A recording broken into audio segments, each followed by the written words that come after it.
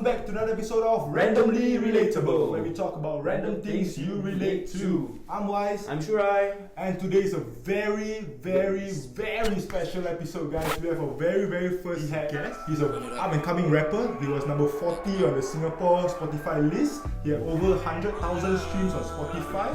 The guy that brought us the Bengali Sauce himself, the BigDBangla, Iffat.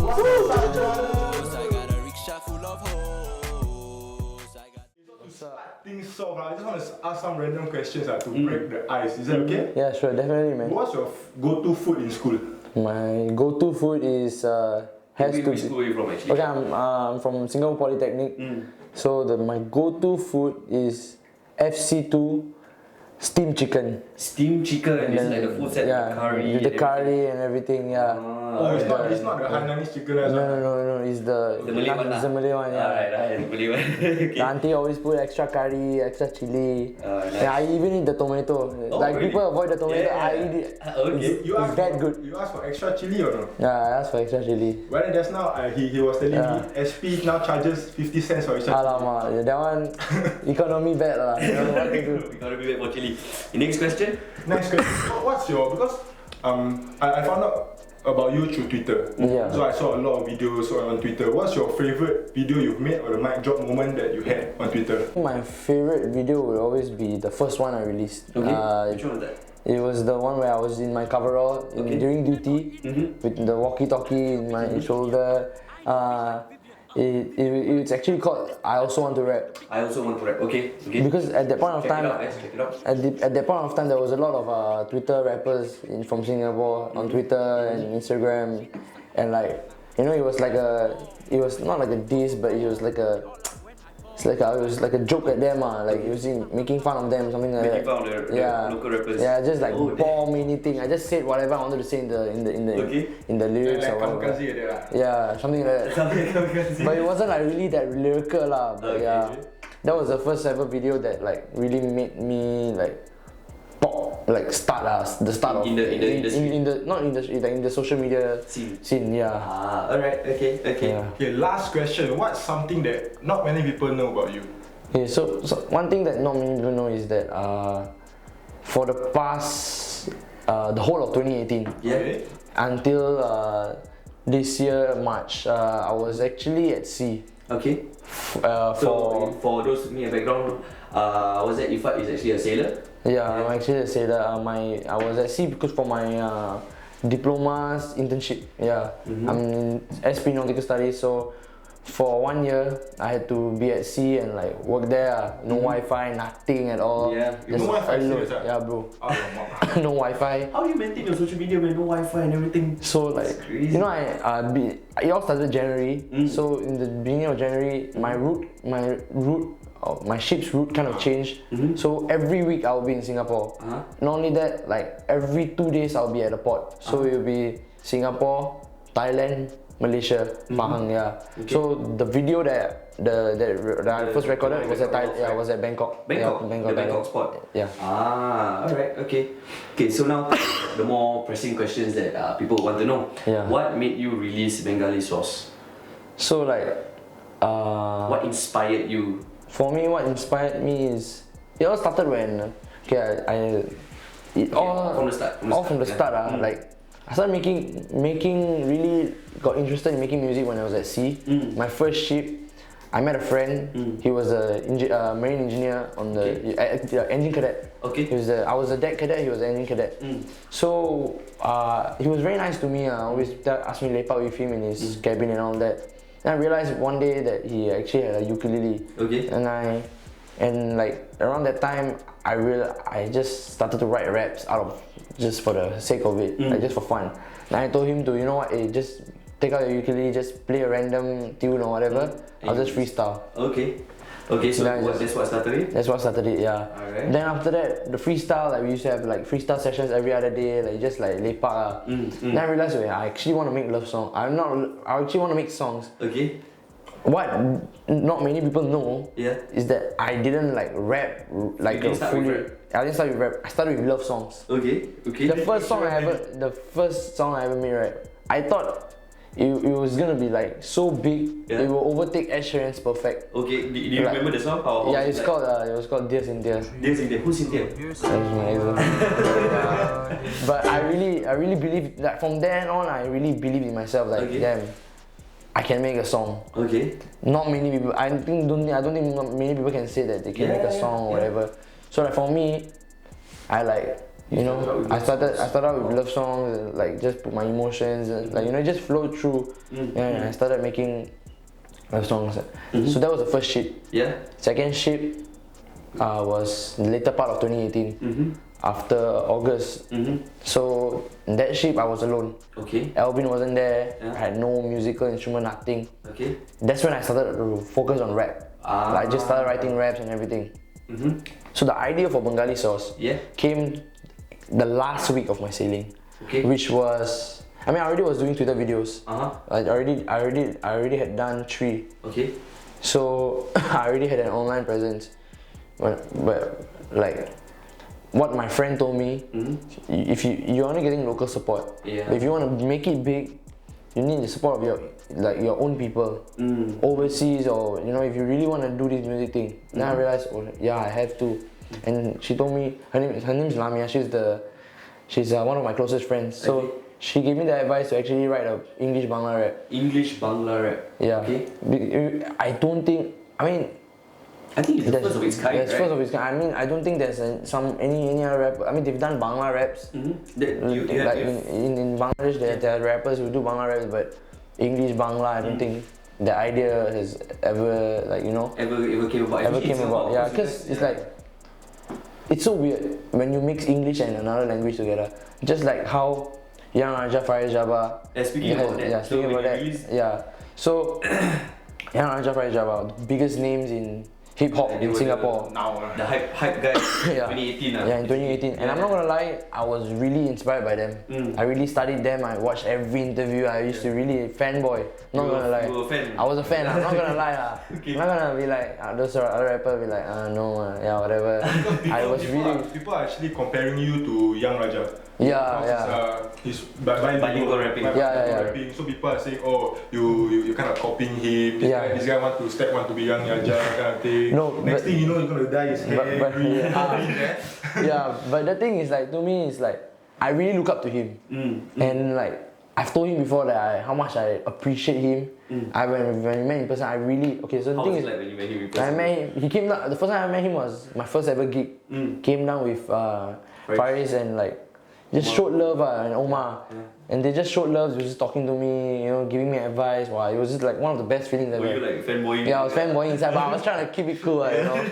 Yeah. Okay. So he started, he really inspired me. And so about Bengali Sauce, I wrote the verse first. Okay. Then I heard the beat. My producer Matt Nor, he's also a SP student. Oh. Yeah. Okay. He's actually an SP student. Like, most of the people that I do music with are still students. And wow. So he was actually from SP DMAT course. Okay. And he was just, the beat was for someone else. Like my friend Kashish, he's also another artist. So the beat was for him. And then I heard the beat, I was like, wow, it's actually very good. I really like the beat. I told him, bro, I want the beat. Gave me the beat. And I just like listened to it. I couldn't come up with a hook yet. I just laid down my verse. And then I just heard the beat over and over. And the only thing that came to my mind was Rickshaw Full of Hoes. Because over and over I was singing Rickshaw Full of Hoes, like that, all the way. Well, you and your brother in the room? Yeah, me and my brother in the room, we were just shouting in our house. Like my father thinking like, what you saying? Then I like, that's when like I got the hook, recorded it. Okay, after I recorded it all, that was like in April. 5th, on my birthday, right? 5th May. I already recorded a Thriller video with my friends. That was the one that actually blew up, right? Then I posted it on Twitter. And said, are y'all ready for my new song, Bengali Sauce, like that.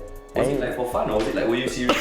Actually, it was like, just like teasing, you know. Teasing, So I just like posted it without thinking much about it. And somehow like, it kind of blew up in Singapore. Like a lot of people like started to like really like it and like started to share it. And then like, Yang Raja, again, he he wasn't following me or anything. Okay. He saw the video. And he just like noticed me and he just said, bro, drop this. Okay. And that kind of like motivated me to actually drop it. Okay, shout out. June. The song was supposed to be out in August. Okay. July, August, because I didn't really think about any like promoting myself or whatever. Yeah. So that was the plan. 7 June. Yeah. I just put out a trailer video, whatever, announcing it. Promote. 2 days before my release of my song, my Instagram was suspended. Ooh. And you know the thing about Instagram, okay, Twitter is like anyone can see it, but for Instagram it's like word of mouth, like people share on your story, people can tag you, then you know like people can see what you're doing real time. Twitter not really, because like it's not really, the feed is just all over the place. For Instagram you can see the timeline, you can see the story, it will like keep showing up. So I kind of lost a lot of like how to say, like promo from Instagram just 2 days before. Because you got suspended? Yeah. Do you know the reason why you got suspended? They said I was violating the terms. Okay. But 2 days ago, 2 days before this interview, the new Instagram that I created after that one, my second Instagram account was suspended again. But just last night and afternoon, I got both of them back. Okay. And then I realized it's just haters. Haters. To be suspended, people have to report. People have to report, and you know, and I realized, you know what, this is the haters doing their thing. Doing that. They are just reporting. They just don't want to see me. Yeah, it could be because of your name, because I realized you changed your. I changed my name. You thought it was even after I changed my name, I still got suspended. How is that possible? You know? Yeah, understand. So. What was the initial plan of Bengali Sauce? You said you wanted to release in July or August, right? And what was the initial plan? The thing for Bengali Sauce was that I wanted to go to Bangladesh and find labels to pick me up and like, you know, promote me like on YouTube and this and that. But I realized that I have school. I don't have much time to go over. And I just like, after I teased it on Twitter, it blew up. Then when I started to get the love from local fans, I was like, you know what? I just released. Young Raja replying to you, like calling, like, it was like, oh shit. He was telling me, okay, time to drop it. Time to drop it. Okay. So walk us through the whole like from the first day it dropped. Okay. What happened? So I was with my friend Faris, one of my closest friends. He keeps me grounded. Okay. So I was with him the whole night. I was live on on Instagram. Just waiting for the video to go live on YouTube, midnight. When it went live, it just went crazy. I still remember within 10 minutes, I got 2,000 views on Twitter. Wow! And that was like crazy for me because it's like usually yours is a one day thing, you know. It's like YouTube, like really, because I don't have subscribers at all. And then like the fan love I was getting, people really, I saw the YouTube chat, it was going crazy, like people were actually waiting for the song. And the thing is that none of these, right, I really didn't expect it because it was my first ever song. So I don't know how much support I was gonna get. It was basically you're throwing a shot in the dark. Then within the first day, I got 35k streams. Wow, how do you feel like to see? I was like, oh my god. I was just like, wow. So after you got 35k streams, that's when you were number 40 on that was when in the Singapore Spotify chart. Like even being on the chart, it was like wow. I bet that was insane. That was insane. Like I never mind lah, like it was like top 40 or whatever, but it was still in the charts, you know. It was like something that I never thought I would achieve. This was your first song on Spotify. This was my first song on Spotify, like first official song. So you know, other things happen, like okay, there's a lyric in the song that says, I like my ladies all brown, like Mishti Rahman. Mishti Rahman is actually a very popular Instagram model from based in LA and Sydney. And like she is kind of like a social media like influencer activist, you know, you can say. And like a lot of young girls look up to her, and that's why like I kind of like name dropped her. And she's pretty also, and she's very pretty, not gonna lie. So when I name dropped her, I took a story on that day, the first day, and said, guys, please share this and let Mishti Rahman know about this song. People tagging her. Oh. And then she noticed me. Okay. So she just liked or comment? No, bro. What did she do? Bro, she reposted my story. She reposted my story. talk to me in the DMs. She was we actually had a very pleasant. He slid into your DM. No, I wish. You got check or not? Like, you got check like, oh shit, maybe this one my friend pranking me. When I saw the verified, I was like, okay. Then we just had a good conversation. Like I was telling her about the stigma behind Bengalis in Singapore, and we really had a pleasant conversation, and like that really made me so happy. I was like, you know what, none of these other things matter. The same day I had my first gig, which was hosted by K-Faith and Sounds of Fire, and Mr. Boo. They have a night called Sauce Night in Canvas. Okay. So every Friday nights they have that event, and they kind of like gave me the opportunity. They kind of gave me the opportunity to like have like my release party there on the same day. Everything just aligned. 7 June, it was a Friday. Ready? I was like stoked. Like I was like, I cannot believe that this is happening. How you release a song in the morning? I released a song in the morning, then the whole day I was just like. They just text you up. No. It was pre-planned. It was planned before. It was pre-planned. I thought you just like Cannot be lah. Tonight you wanna come just sing for what? Then my first performance. Then Young Raja, Faris Java, Omar. Yeah, first time performing also. Like my idols were there. My friends were there. Everybody was there. And everybody was like just basking in the moment, and I was like, wow. I remember after I performed the song, I just broke into tears. I was like, wow, I just felt the energy. Like I was like feeling it, you know, I was like so happy. So that happened. Then the next week I had a gig at Pavilion. Pavilion is actually one of like, you know, Daniel Caesar. Is that where is it? It's at China. I think Chinatown. Far East. So like, Big X has performed there, and there's a local artist, Boy in Space and Current. They actually gave me and my boys the opportunity to actually perform there.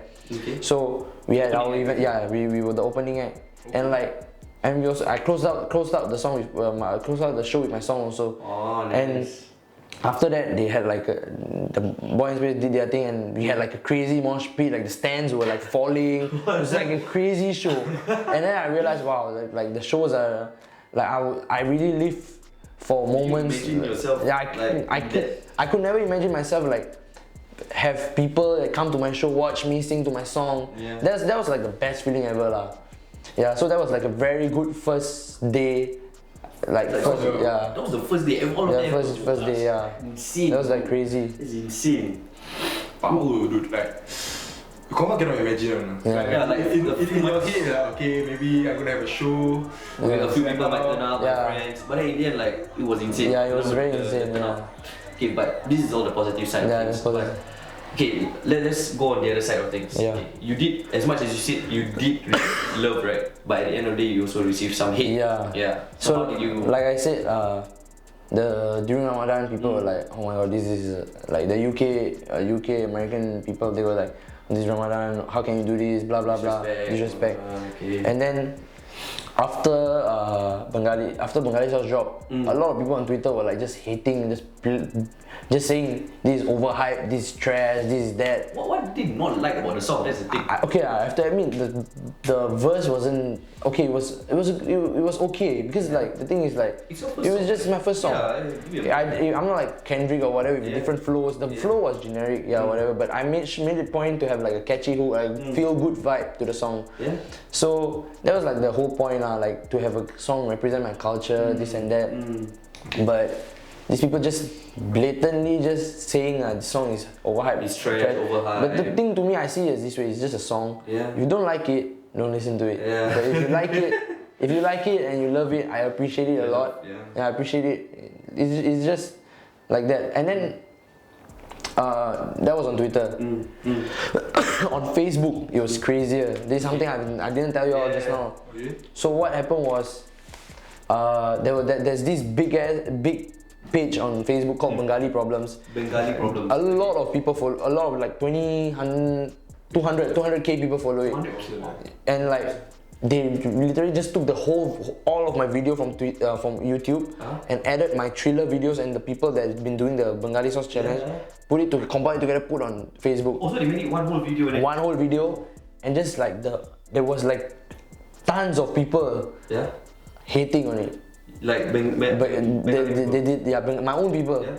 And the thing is like, okay, there's for every one fan I have a hater. Yeah. Okay. I mean, haters are usually the loudest. Yeah, the yeah. fans are, they privately DM me, they say they love it. I have a lot of fan support that comes in private, but a lot of haters, they're the loudest. Yeah. They're the one that like, you know, but I have a lot of people like defending me also. Okay. So I have haters sending me death threats because I mentioned Bongo Bondu in the song. Okay, what's that for those who don't Okay, know? so Bongo Bondu is the founder of Bangladesh. He was the first president, and he was he's a guy I really admire because he really, if you watch interviews of him or like speeches of him, the way he talks with courage and like people really look at him with admiration. If Like, you were to compare that to someone in Singapore, for those who don't even know this guy, who I would compare him to Lee Kuan Yew.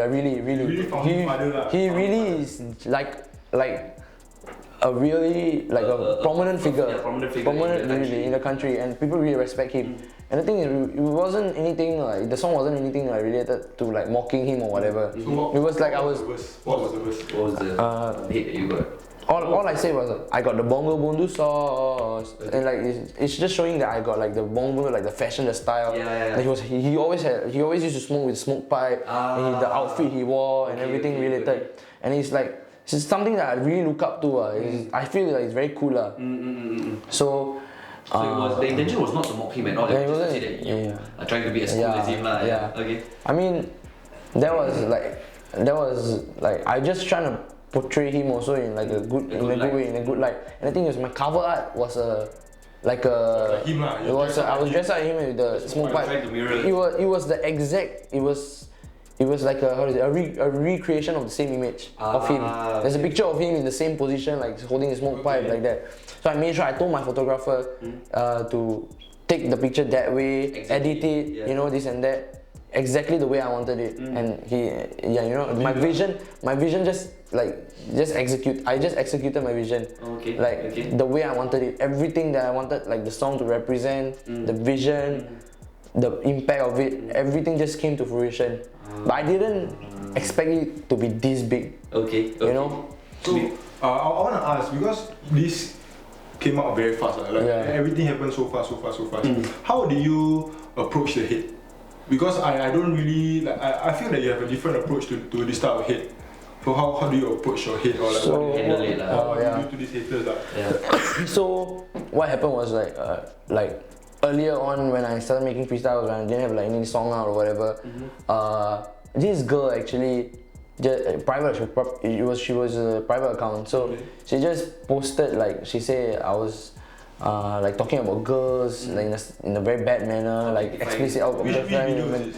It was a video, sports cam. Yeah, it was a sports cam video. video. I was wearing like the exact same outfit. Yeah, and then I was saying this line like class to class, bitches won't even last or something like that. Like, I was talking about girls, basically, and she like didn't like it, and she just said you objectifying girls. And but the thing is that these are the same people that listen to like Tiger, Okay, the rappers that objectify women, like. You know, The music video. they will shake their ass in the club when Taste comes on. You know, Yeah, okay. this kind of thing. And like these overseas like international rappers do it, but I can't. It was like a double standard lah. I feel like you know. Okay, get it. So when that happened, I was like, okay lah. You know, she was hating on it. Then my friends or like people around me just started to say, you know what, you should reply to her. It's your self-respect. You know. Who is she to say this? Then I was like, oh, I was riled up. Then I wrote like 3 Insta stories like with long ass paragraphs, just rebutting everything she said. I told her like, I'm no Kendrick, I'm just BigDBangla, just chilling, man. I'm no Kendrick, J. Cole or whatever I did, blah blah blah. I mean I had valid points, but the thing is that she was giving out negative energy, and I replied her and I gave back the same energy. So I was basically like fighting fire with fire. Yeah. And it was like something I shouldn't have done because after that, after I did that, I felt absolute shit. You didn't feel good about it? I didn't feel good about it. I was like, it's not even about hurting her or whatever. It's just as a person, I just felt like, oh man, this is who I am. Like really, am I really gonna reply to every single hater that I've faced? And then after that, I just made a change. Like I realized that, you know, I cannot like I'm gonna have a lot of haters. I'm pursuing something that will lead me to having a lot of haters, and I'm out there, and I'm out. Yeah. And the thing is that if I reply to every single one, right, I will just like spend my entire day just feeding into negative energy. And when I do that, right, it's just gonna make me feel like a toxic person. Yeah. So you rather focus on other things. Don't focus on the negative energy and just put your energy elsewhere. Which is the positive side, you know, giving energy for me, one of the like my idols, like I said, Young Raja Rajit, he told me that you have to be wary of what kind of energy you give out. You give out good energy, positive energy, people will like more likely to like resonate and like will be more attracted towards you. You give out bad energy, you will be like wow, this guy, I don't want to mess with him. Like, you know, there are days where I feel like shit, but I have to be wary of it. Like if somebody comes up to me and like tells me, bro, I love your song and all that, I must give up the same. It's not a must, but I just feel like you want to. I want to. I have to. These people really like support me, listen to my song, like. They give me genuine love, you know. They don't even know who I am, but they show me love. Like, I just feel like if I want to make, it's only right. And if I do that, it'll make me feel good. Every time when I go, now, like yesterday, I was at school, there were some of my friends or like other people, they were like, man, I love the song, man, I love this and that. Because I just started school yesterday. The first day of school, everybody was just showing love and everything. And I was just like embracing everyone. So like, I was just like in a state of like, I was very grateful for everything that has happened so far. Okay. So what advice do you have to people who are currently receiving hate, and for those who actually want to pursue and start rapping or start something in the arts industry as a minority, because you are a minority? So to those people who are like, receiving hate, right, you just gotta move on. For me, my Instagram got suspended because it got reported. My latest Instagram also got suspended 2 days ago again. So I must really give props to you, know, because usually like if you're not even like artist or whatever, normal person, if your Instagram gets like blocked or like removed, you confirm like shit. That's part of my life, bro. Then my Instagram got. My friends told me that they will cry this and that. But for me, I just like stayed strong. Every time something negative happened, I just moved on. Because if I stay stagnant and wallow in my sadness, right, it's just gonna land me up. And I'm so grateful like for my friend. I'm gonna shout out Ferris. Really, he is the one that kept me grounded. Told me to keep moving. If it wasn't for him, I would really like just. You wouldn't know where even yesterday when my Instagram was suspended, he was like, bro, just create a new one. Next day you're gonna get more followers. More people gonna support you, this and that. And like, I mean, I didn't, I just waited out. And then I got my accounts back. But still, without him, like, he really keeps me grounded. And like, I'm really grateful to have people like this around in my team. What do you have?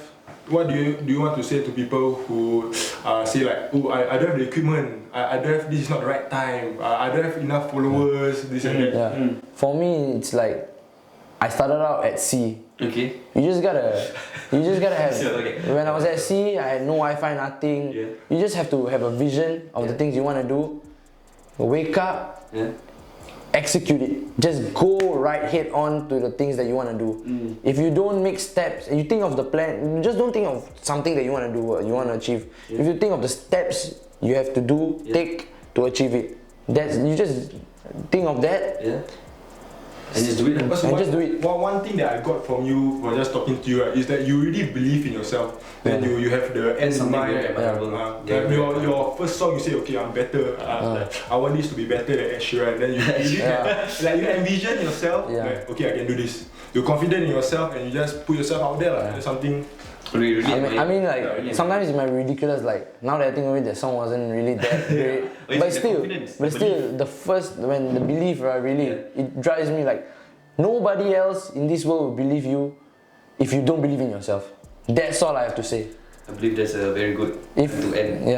It's a very so good thing to end on. To everyone out there, if you want to do something, believe in yourself first, then do it. Alright, guys. Man, thank you so much, Iffat, for having us. Thanks for having me, really. Thanks, man, for the interview. No problem. We appreciate it. So, guys, this is the end of our interview with our very, very special and very, very first guest on Randomly Relatable SG. So, do comment and join the conversation with us. Comment what you think of Iffat, and do check out Iffat's song on Spotify, Bengali Sauce. And probably in the bio or whatever. Yeah, probably it's in the bio, and it will be in the bio. And do follow him on Instagram, BigDBangla, right? Not that big. Yeah, Big. I have both accounts. Okay, both accounts. You can follow both accounts also. You can follow us at randomlyrelatable_SG. Bye, guys. If you ever see me out, I only speak in Bangla. She's so shy.